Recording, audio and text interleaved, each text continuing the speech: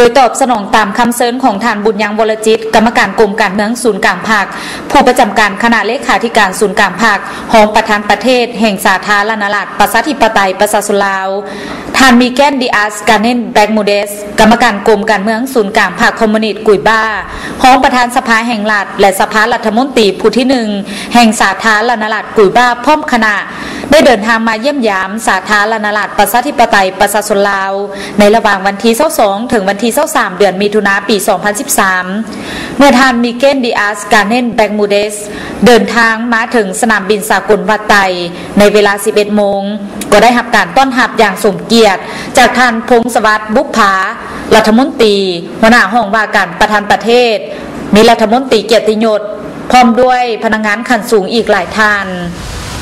พิธีต้อนรับอย่างเป็นทางการได้จัดขึ้นที่หอคำทำเนียบประธานประเทศเมื่อท่านมิเกนดิอาสกาเนนแบกมูเดสเดินทางมาถึงหอคำทำเนียบประธานประเทศก็ได้รับการต้อนรับอย่างสนิทสนมและสมเกียรติจากท่านบุญยังวรจิตกรรมการกรมการเมืองศูนย์กลางภาคผู้ประจำการคณะเลขาธิการศูนย์กลางภาคของประธานประเทศแห่งสาธารณรัฐประชาธิปไตยประชาชนลาว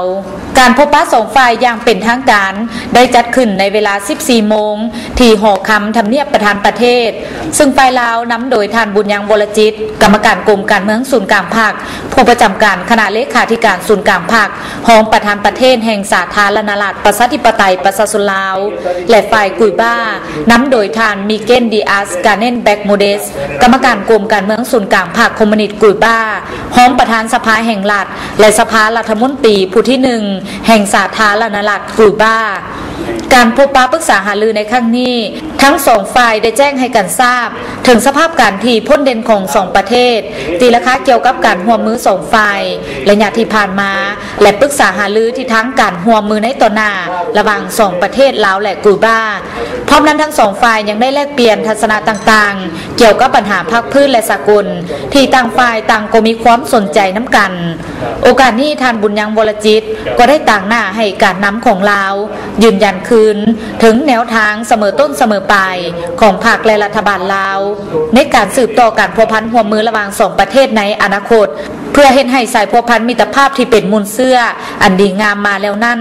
ระหว่าง2ประเทศได้สืบต่อรับการเสริมขยายและเจริญงอกงามยิ่งขึ้น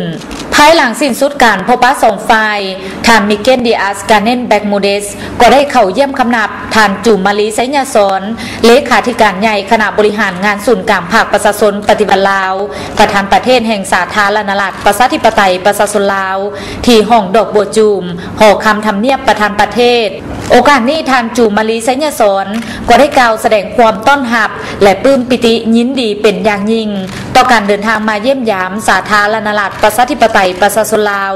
ของท่านมิเกนดิอาสกาเนนแบกมูเดสพร้อมด้วยคณะในครั้งนี้และได้กล่าวแสดงความขอบใจอย่างสูงต่อพรรครัฐบาลและประชาชนกุยบ้าไอ้น้องที่ได้ให้การสนับสนุนและช่วยเหลืออย่างใหญ่หลวงล้ำค่าแก่ภารกิจต่อสู้กู้ชาติของประชาชนลาวในเมื่อก่อนก็คือภารกิจปกป้องรักษาและสร้างสรรค์พัฒนาประเทศชาติในปัจจุบันส่วนท่านมิเกนดิอาสกาเนนแบกมูเดสก็ได้แสดงความดีใจที่ได้มีโอกาสมาเยี่ยมยามลาวมาเห็นการพัฒนาประเทศชาติของประชาชนลาวไอ้น้องและได้ยืนยันคืนแนวทางของภาครัฐกุยบ้าในการสืบต่อเสริมขยายสายพัวพันธุ์และการร่วมมือที่เป็นมูลเสื้อระหว่าง2ภาค2รัฐและประชาชน2ชาติในตลอดระยะที่ผ่านมาและจะสืบต่อให้การช่วยเหลือสาธารณรัฐประชาธิปไตยประชาชนลาวในการสร้างทรัพยากรมนุษย์กีฬาและสาธารณสุขโอกาสนี้ท่านรองประธานสภาแห่งรัฐและสภารัฐมนตรีผู้ที่1ก็ได้แจ้งการเสื้อเสริญของท่านราอูลกาสโตเลขาธิการผู้ที่1คณะบริหารงานศูนย์กลางพรรคคอมมิวนิสต์กุยบ้าประธานสภาแห่งรัฐและสภารัฐมนตรีแห่งสาธารณรัฐกุยบ้า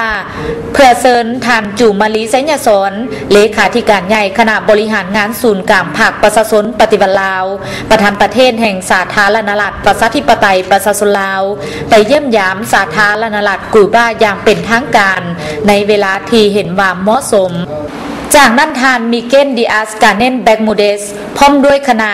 ก็ได้เข้าเยี่ยมคำนับทานท้องสิงห์ธรรมวงศ์